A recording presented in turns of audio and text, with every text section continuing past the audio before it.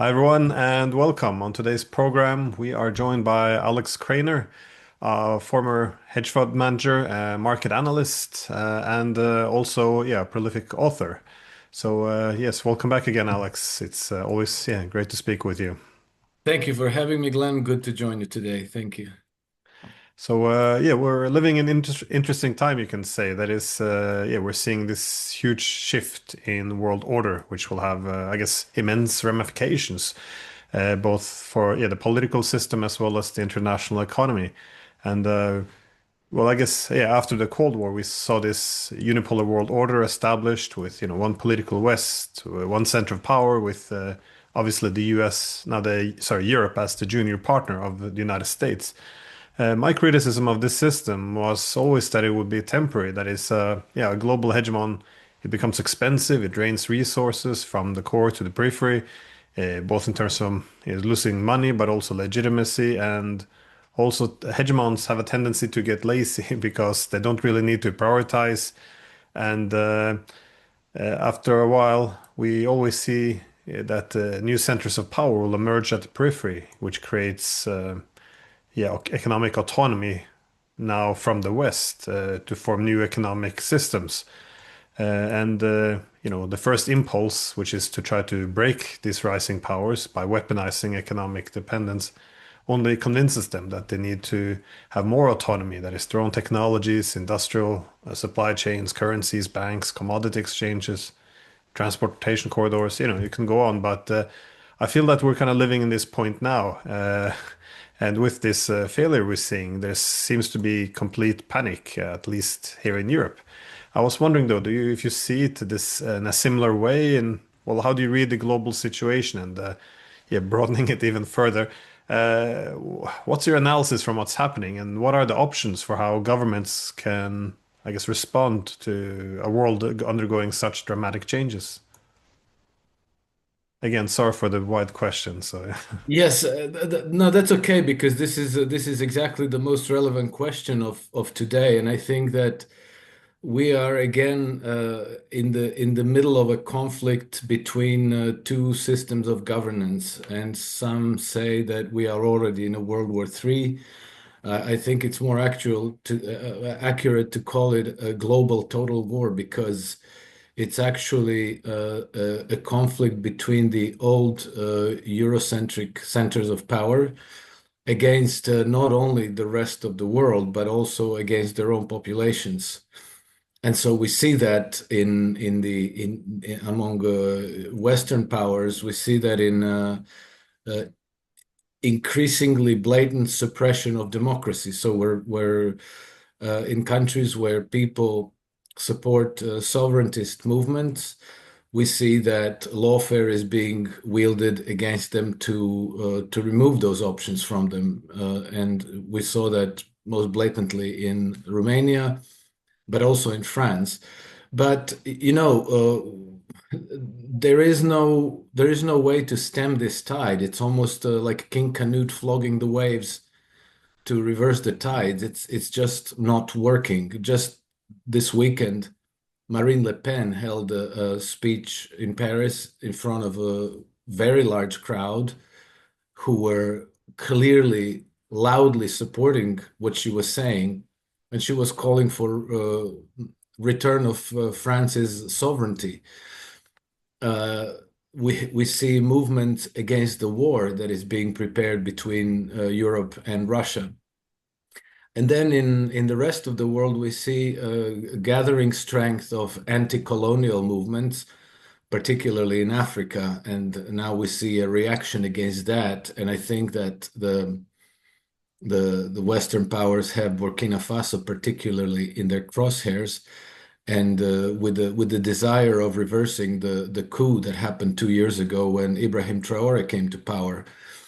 Of course, last earlier this month we had a testimony at the Senate Armed Services Committee where General Michael Langley, who is the head of the AFRICOM, expressed concern that Traore's government in Burkina Faso was now using the proceeds from the sale of Burkina Faso's gold to protect himself and his regime. Of course, nobody had any trouble with the way things were before.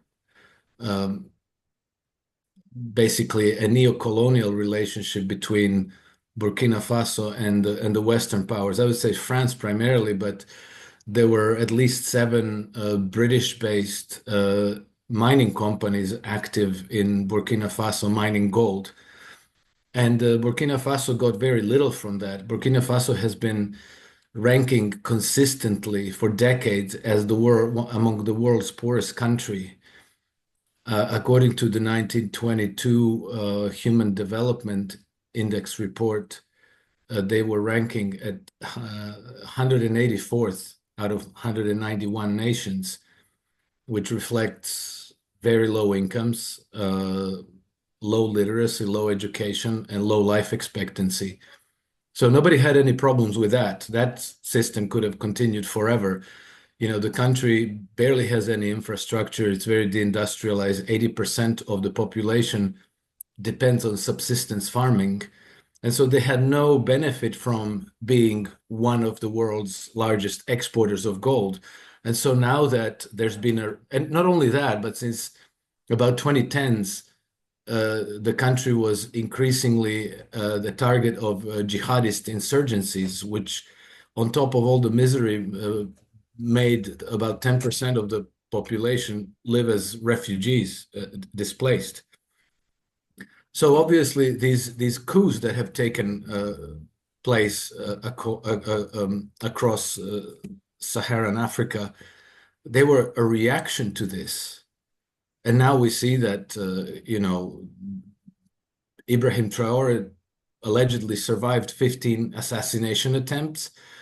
Well, the element of surprise is pretty much gone there. They have restructured his security and the armed forces of Burkina Faso. So now it appears that CENTCOM is setting up a well, they already did set up a command center in the neighboring Ivory Coast to maybe launch some kind of a military intervention in Burkina Faso to reverse the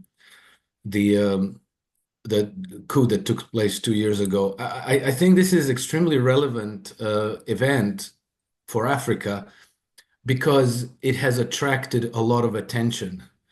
And I think that an element that is there today, which never used to exist before, is that now more and more African people are using social media, and you see a flood of bloggers and podcasters and YouTubers creating their own programs and raising awareness of what is going on.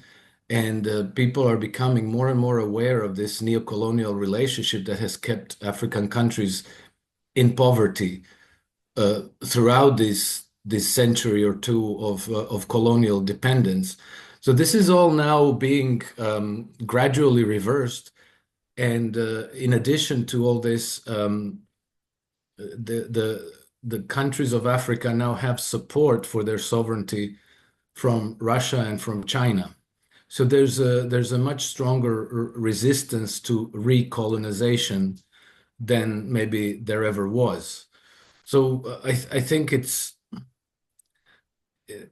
going to be one of those very, very interesting spaces to pay attention to, even as now the conflict in Middle East is in some kind of a calm before the storm, perhaps, and the conflict in Ukraine is uh, rapidly winding down.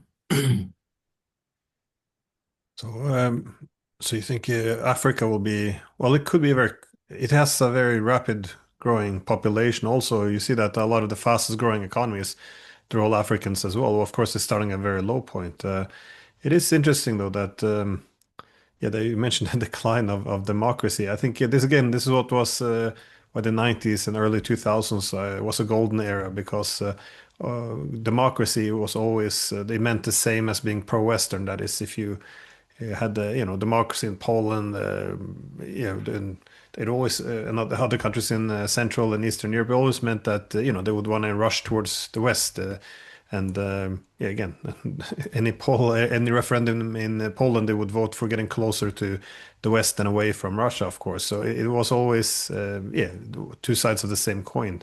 I think what is a bit problematic now is when you say this, as you mentioned, the election in Romania, where the Romanians aren't actually voting for a war, but wanted a more of a yeah peacenik, if you will, and then we have to cancel the election and ban him from running. You saw the same in Moldova. You can't really have if the population isn't pro NATO, then you have a dilemma. Do you go allow democracy or do you prioritize, that everyone march according to the same in the same line. And of course, Georgia is a great example as well, where they voted the wrong way. So, and you can put Ukraine in this box as well because until the coup of 2014, they also voted the wrong way. That is what 20% of them wanted to be a part of NATO. So it's always democracy is not always in line with being pro-Western if you're going to have revival of bloc politics, and of course now spreading to France, Germany, where they also voting the wrong way.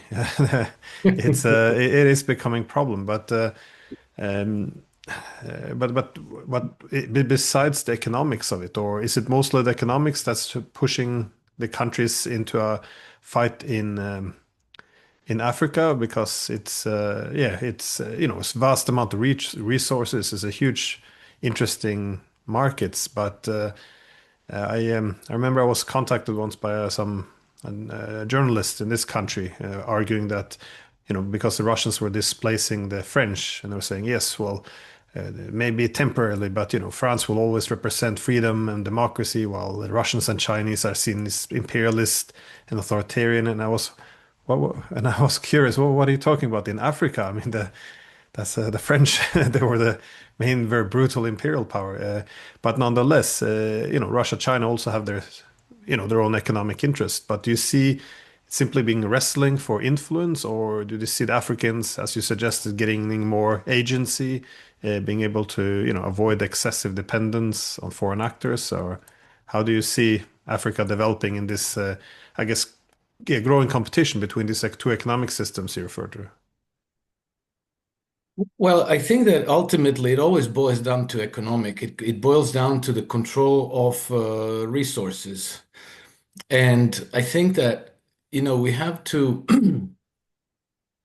we have to try to disentangle what does this mean, control of resources. And I think that ultimately it comes down to the resources becoming available to Western corporations. Western corporations prefer to keep these all these nations poor, unable to resist the diktat, so that you might get such absurd situation as Niger, for example, selling uranium ore to French interests at $1 a kilo when the market price is between 100 and $200 a kilo. And so, if there's nobody there to say, no, wait a minute, this is unfair. We want a larger share of this wealth for ourselves so we can develop here. Then, you use democracy to disenfranchise such a government and bring in somebody who will sign anything you put in front of them. We had this situation in Russia during the 1990s. You had Boris Yeltsin, who used to work an average 2 hours a day. Most of the day he was under the influence and he was signing anything that his Western advisors put in front of him. So I know from friends who used to work in Russian government, a friend who used to work in the Russian government for the then foreign minister Ivan Ivanov, who told me that the Russian state was getting 25 cents a barrel of Russian oil exports. So these kinds of relationships are being defended by Western interests, but it's it always the trail of breadcrumbs always converges on the banking interests because they actually gain the most from these neo-colonial relationships because by having political dominance over a resource exporting country, they get their resources as collateral on the basis of which they can issue credit and loans. And that those loans automatically become assets on their balance sheet. So they are strengthening Western financial system, Western banks.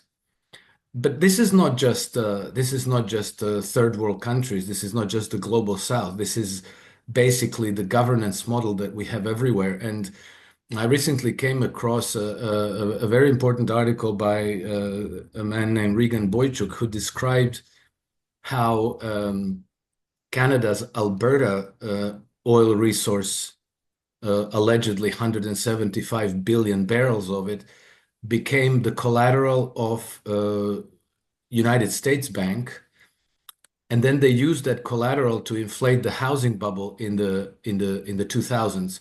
So the the oil reserve was recognized as collateral practically on the very same day when the United States troops took down the statue of Saddam Hussein in Iraq. And the apparently the one of the key objectives of Iraq invasion in 2003 was to keep Iraqi oil off the markets in order to uh, inflate the price of oil and thereby to inflate the value of the Alberta collateral. And now, whether this interpretation is correct or not, this is exactly what happened, because at the time of the invasion of Iraq in 2003, it started in on March 20th, 2003, the price of oil, Brent crude oil, was about $25 a barrel. By the time the housing bubble in the United States burst in 2008, it surpassed $146 a barrel. And the average over those 5 years was just under $60, I think. So more than double what it was when the United States invaded Iraq. And so on the back of that, the US banking system was able to create a $5 trillion housing bubble. And if you look through history, inflating asset bubbles is the exactly the model that they use to create a massive industrial scale transfer of wealth, not just from these countries where they take control of resources, but also in the countries where they create these asset bubbles. So at the end of it, the bubble burst, but none of the too big to fail banks failed. Not only that, they got massive bailouts, which according to the Government Accountability Office report in 2011 was $16 trillion, but independent estimates go as high as $29 trillion. And so, we are now already a little bit hypnotized with these billions and trillions, and nobody knows what it means. But basically, $29 trillion is more than $85,000 per man, woman, and child living in the United States. So that's a massive loot if you know how to organize it. So if that's the incentives, we have to ask ourselves, how far are they willing to go to be able to perpetuate these systems of looting domestically and abroad? When it comes to Africa, I read a report that was published in 2016 by a British-based organization called War on Want, and the report is titled New Colonialism. And it turns out that Western financial interests through these global mining companies like Rio Tinto and Glencore and so forth, they extract more than $80 billion worth of wealth from the continent every year. So, obviously this is a huge incentive for them to make sure that this system continues indefinitely because it perpetually transfers wealth not only from resource exporting countries towards the Western financial centers, but also from the domestic economies through, stock bubbles, bond bubbles, real estate bubbles, and so forth. On the topic of this, yeah, financial centers extracting wealth, or on the topic of looting, acquiring more credit for the banks, how do you see the war in Ukraine in this context, though? Because it does occur to me that if the war would come to an end, or the sanctions at least would be scaled back, this would create a huge problem, wouldn't it, for the Europeans? Because they stole a lot of hundreds of billions from the Russian central bank and well, sovereign funds, which is used now as credit or for security on the loans to Ukraine. Now the problem is, if you end the sanctions, won't what will this mean for the Europeans? I'm guessing they dipped into this more than a little bit, but also the United States, for that sake, they seem to have. Whenever the Ukrainians ask for security guarantees, the solution always appears to be, well, if we control your resources, the Russian would think twice about attacking. So how about, we control your mines, your power stations? So there seems to be a common thread there. Now, I don't really contest the logic. I do see the argument behind it, that yes, this would be a form of security guarantee to interlink economic interest with Ukrainian security. But there seems to be, well, not all altruism at play, I guess. How are you seeing the situation? Well, I think there's zero altruism at play. I think that it's interests at play. Obviously, apparently Ukraine's natural resource wealth amounts to about $12 trillion. That's according to Lindsey Graham. I'm sure that he didn't calculate it himself, but he got it somewhere where this estimate was made, and it's probably ballpark correct. Ukraine is still standing. This war is about money. People don't talk much about it. But the richest country in all of Europe for rare earth minerals is Ukraine. $2 to $7 trillion worth of minerals that are rare earth minerals, very relevant to the 21st century. Ukraine's ready to do a deal with us, not the Russians. So it's in our interest to make sure that Russia doesn't take over the place. It's the breadbasket of really the developing world. 50% of all the food going to Africa comes out of Ukraine. We can make money and have an economic relationship with Ukraine that'd be very beneficial to us with peace. So Donald Trump's going to do a deal to get our money back, to enrich ourselves with rare earth minerals. And as far as we know, already the bulk of those resources, whatever is not under Russian control, has been secured by British interests through the 100-year partnership that Keir Starmer signed with Volodymyr Zelensky on 16th January of this year.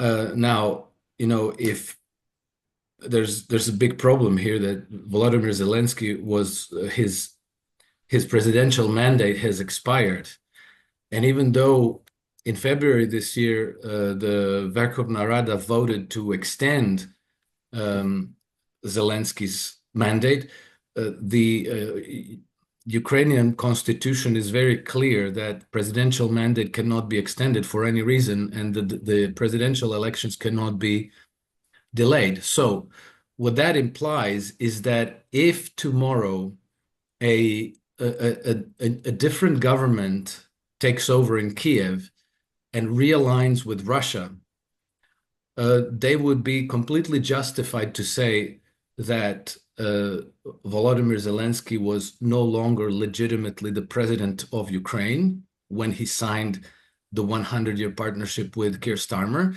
So therefore, that whole agreement is null and void, which is the reason why the security guarantee by the United States is essential. And, we had Keir Starmer say so explicitly, and I think Boris Johnson said so as well, because as Boris Johnson said, unless you can secure a Western aligned government in Kiev, then not his word, not a penny of this investment can flow westward anymore. So this is again a scramble for Ukraine's resources, but it, the game book goes beyond that because the the strategy of the Western Empire, which is, some people say it's American Empire, but it's basically it's a reincarnation of the British Empire together with its vested interest and ruling structures. Their geopolitical imperative has been for over a century the domination of the Eurasian landmass completely. And in order to secure that domination of Eurasian landmass, they need to ensure that a rival power doesn't emerge that can push back against the diktats of the Western Empire.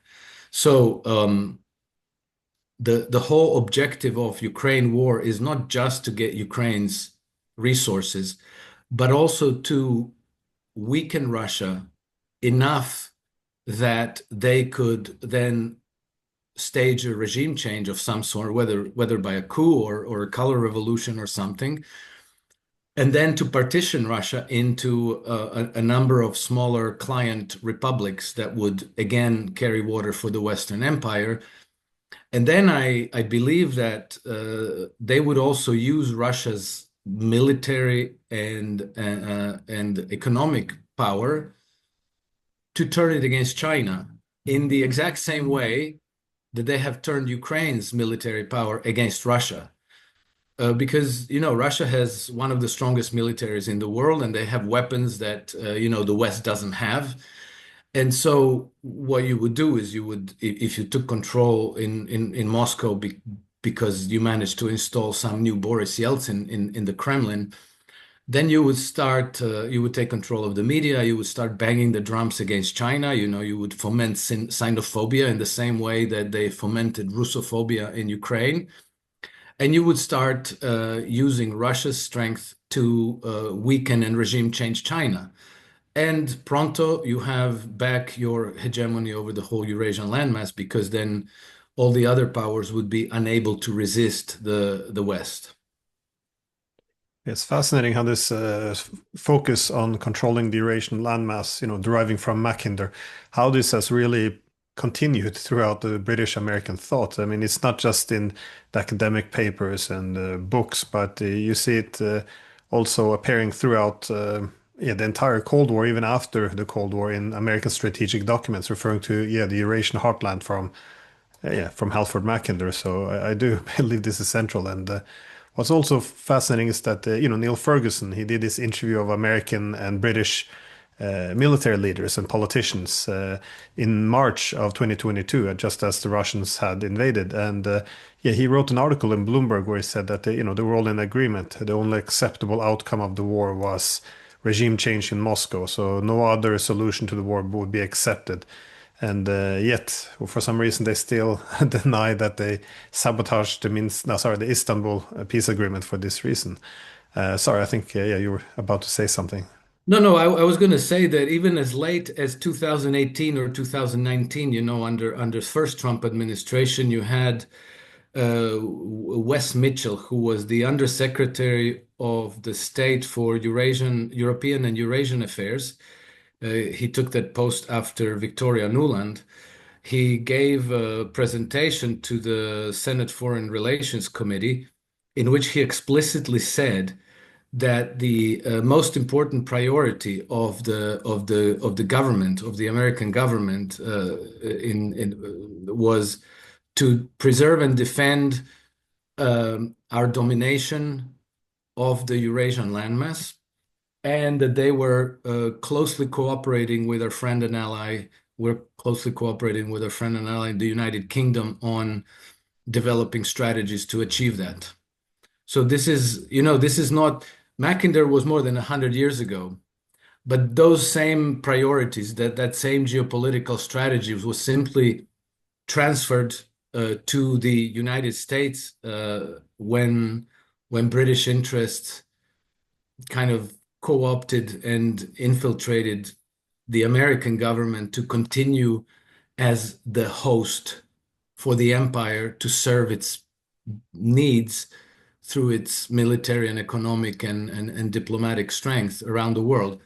And then once Nixon decoupled U.S. dollar from gold, he ended the convertibility. They also knew that they were going to deplete the United States, and that the dollar was eventually going to lose its dominance as a trade currency, as a reserve currency. So this is why they exactly at that time in the early 1970s they opened up China. Kissinger and Nixon went there, right? And they started building up China into a global hegemon. The problem is that it seems that China had other things in mind. So although they let them in and they played along uh, with Xi Jinping, it became apparent that China drew them in not in order to serve them, but in order to end this Western colonialist system of governance. What's interesting with Deng Xiaoping when he came into, started to take over some control of the economy in the late 70s, he actually defined China's peaceful rise in those terms. That is, we don't attract too much attention. We build our strength. Actually, we hide our strength because once the dominant states, that's the United States, seize the power, it will, seek to roll it back. So you hide your strength, develop for as long as possible. So they often had this advantage. There was no rush. I guess they were hiding their power, while in Russia they often do the exact opposite because they had the NATO expanding on its borders. They usually always had to punch above their own weight class, which is why there's been very different. But on the topic of Ukraine, though, something new is happening which you haven't really seen before. That is, over the past many decades, the U.S. and EU have always spoken in the same language. Their economic interests have largely been harmonized as well, but now we see them growing apart very fast. I know everyone wants to attribute this to Donald Trump, but again, this pivot to Asia and all this was Barack Obama back in 2016. So this has been in the making for quite some time. It's of course in the more vulgar, bombastic language of Trump, but nonetheless, how are you making sense of this? How the U.S. and Europeans are now, at each other and more seem. I'm not sure if they have competing interests. They definitely have the competing policies though in Ukraine. Well, depending who you listen to, but there's actually even voices among European leaders, political and media leaders, who are openly talking about hostility between the United States and European powers. I think last month I read an article by George Monbiot in The Guardian, and if you follow more George Monbiot, you know that some of the stuff he writes is just unbelievable. But on some issues, he's quite a good author, and you get a sense of his style. But this article was written in a way that kind of jumps out, almost as though he was handed the article from the Foreign Office or MI6 or somebody like this. And it's quite hostile to the United States, even implying that, Europeans, we need to prepare to defend ourselves against the United States. So I think that, again, this is not going to be the case if, AfD comes to power in Germany and Marine Le Pen comes to power in France and Calin Georgescu in Romania. Then I think that everybody will be able to have a good relationship with the United States. Giorgia Meloni in Italy already does, but that's causing her a little bit of problems with the EU. But as far as the EU as a political entity is concerned, those hostilities are only gathering strength, and at some point there's going to be something will break, and I think that what will break will be the European Union. Well, there could be a move towards this. Again, Donald Trump, he not that long ago said that the EU was created to screw over America. And then when Kaja Kallas, yeah, well, sorry for the vulgar language, but that was the direct words of him, quote. I And love the countries of Europe. I love all countries, frankly, all different. But European Union's been, it was formed in order to screw the United States. I mean, look, let's be honest. The European Union was formed in order to screw the United States. That's the purpose of it. And they've done a good job of it, but now I'm well, president. Kaja Kallas, of course, we'll call her the EU foreign policy chief, even though she, doesn't believe in diplomacy apparently. But nonetheless, she traveled all the way to Washington, and then Marco Rubio canceled on her at the last minute. Like this is the disdain for the Europeans, and I guess yeah, I'm not sure what level this is working, but there seems to be, yeah, some resentment is perhaps the wrong word, but just they don't care much for them. Well, maybe some European countries, but the EU structures, the European Union, this is something they're very hard against. I mean, Elon Musk, he also went out and presented his opposition to the EU as opposition to bureaucracy that, when your government needs a government, something along those lines. So, well, do you see the Americans going to try to push the European Union over? And I guess this is necessary. It appears that the EU is more or less committing suicide at this point. They're not able to deliver the economic benefits, which then begs the question: what is the source of the unity? At the moment, it appears to be hating Russia and seeing threats left and right. But is this enough to keep the union going? And also, if the war comes to an end, peace breaks out, what will this mean for the European Union? Uh, well, for sure the Americans they will not help the European Union uh, to recover itself and to find a new way to restore. The only place where unity exists in the European Union is in the speeches of Ursula von der Leyen, and it's unity, And the United States barely has to do anything. As you said, the European Union is committing suicide, and I think that this process is irreversible. Um, I'm Croatian, so Croatia became part of the European Union in 2013, and without any doubt, Croatia has become much, much worse off for it. Uh, I think that if you ask anybody on the street in Croatia to tell you, are we better off now than we were 12 years ago? They will all tell you no. Of course, there is a very narrow segment of society that has benefited, but those people are really, really very few. The proverbial 1%. Everybody else is worse off. We are much, much deeper in debt. The economy is a shambles. We have a lot of homeless people now, a lot of poor people.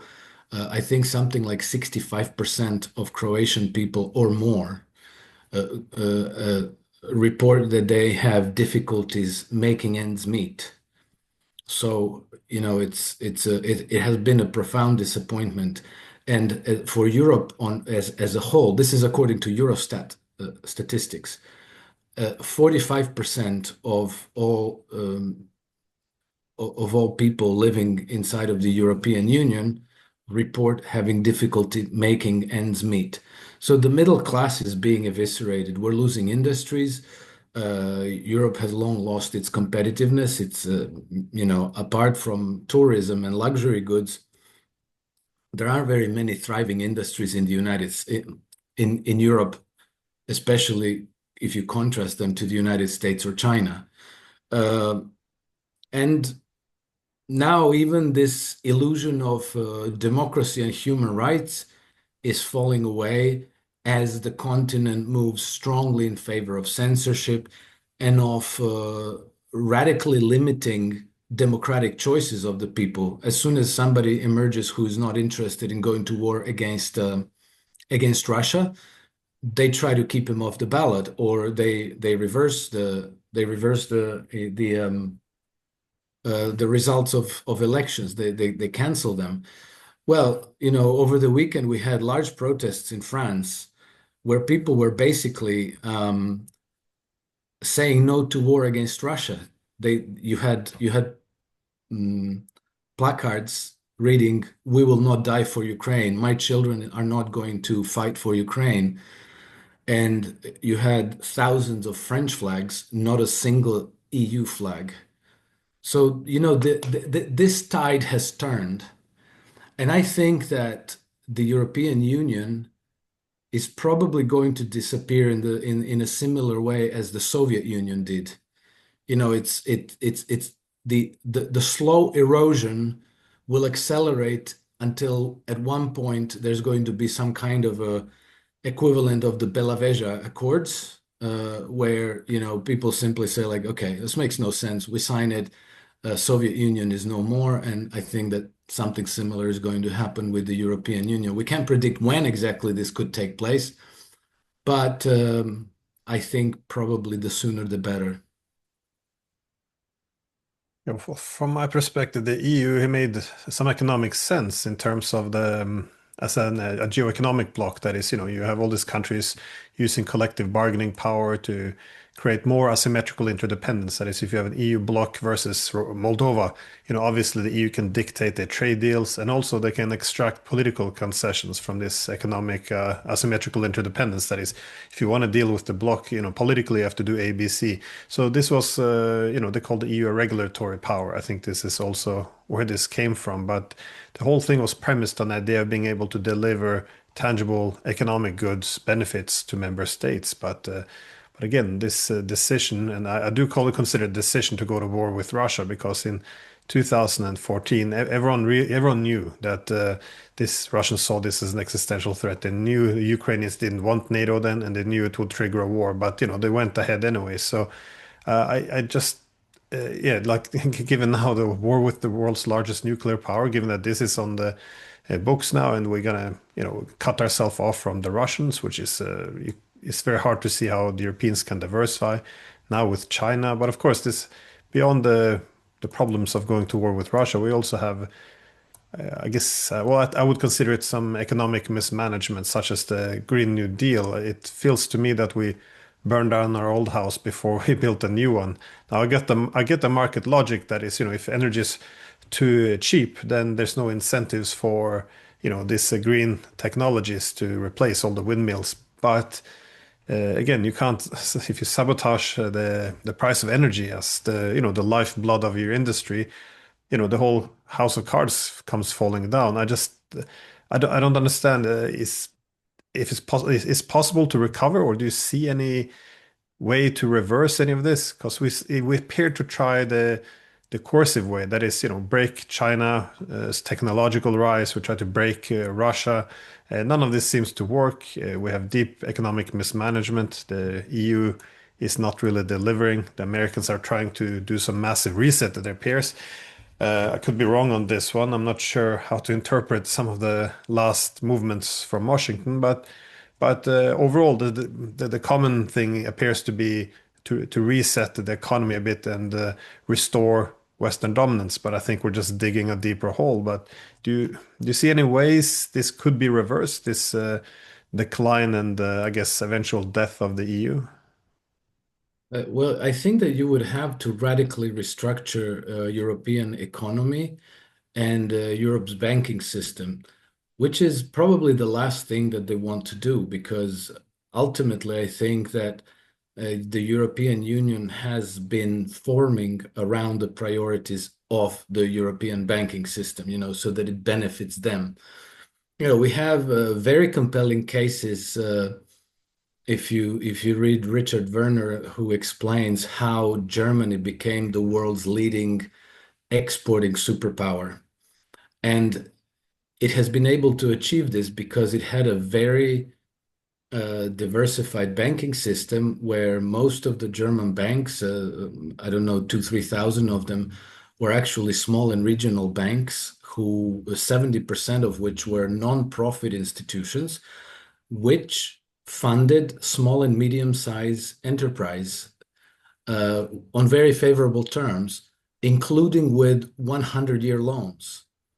And so this has created in Germany 1,200 market leaders. Okay. And what that means is these are companies that occupy first, second, or third place in the world in terms of market share. So we're not talking about necessarily, Siemens and Mercedes and BMW, these things that are highly visible and that we all know about. These are companies that nobody's ever heard of that produce some widget, but they produce the best widget in the most efficient way in the world, and therefore they dominate the global market for that particular widget. So there was 1,200 of these companies in Germany. The distant second in the world was the United States with about 350 market leaders. And this was because all these small and medium-sized companies in Germany had very committed funding partners in their local and regional banks.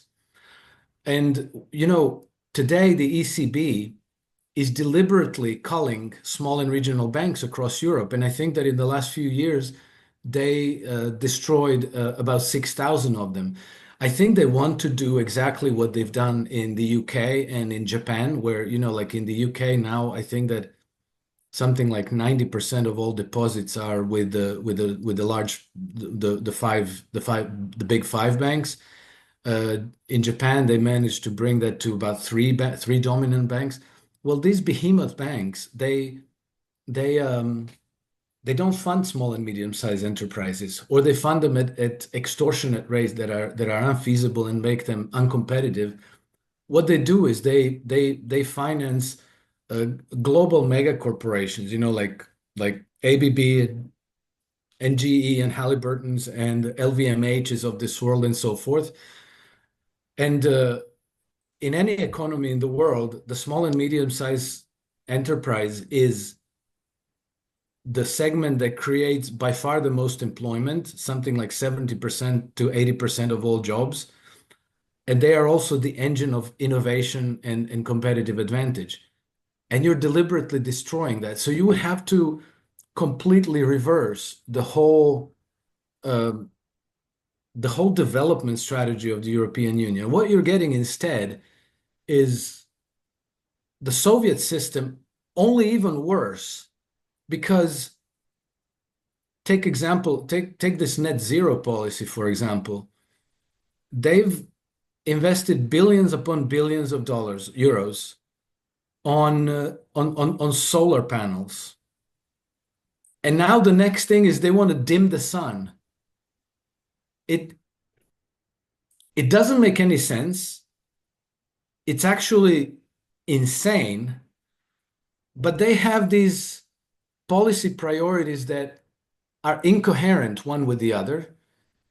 If you decided that you want renewable energy sources, then you would have to make sure that we get as much sun as possible, right? That would be the intelligent thing to do. But they're doing exactly the opposite.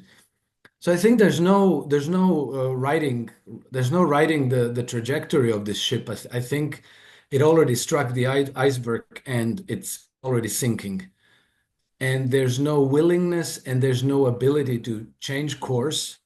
And anybody who emerges with the desire to change course is being silenced and marginalized and character assassinated and canceled. Well, there's a lot of huge, interesting energy projects I would love to talk to you about because what you see from China, from thorium reactors to they're gonna build in space now as well energy collection, but we'll have to do that the next time because we have run out of time and you have somewhere to run. So, Alex Krainer, thank you. Yeah, thank you so much for taking the time. It's always excellent to speak with you. So, thanks again. Thank you for having me, Glenn, and I look forward to our next conversation. Take care. Thanks.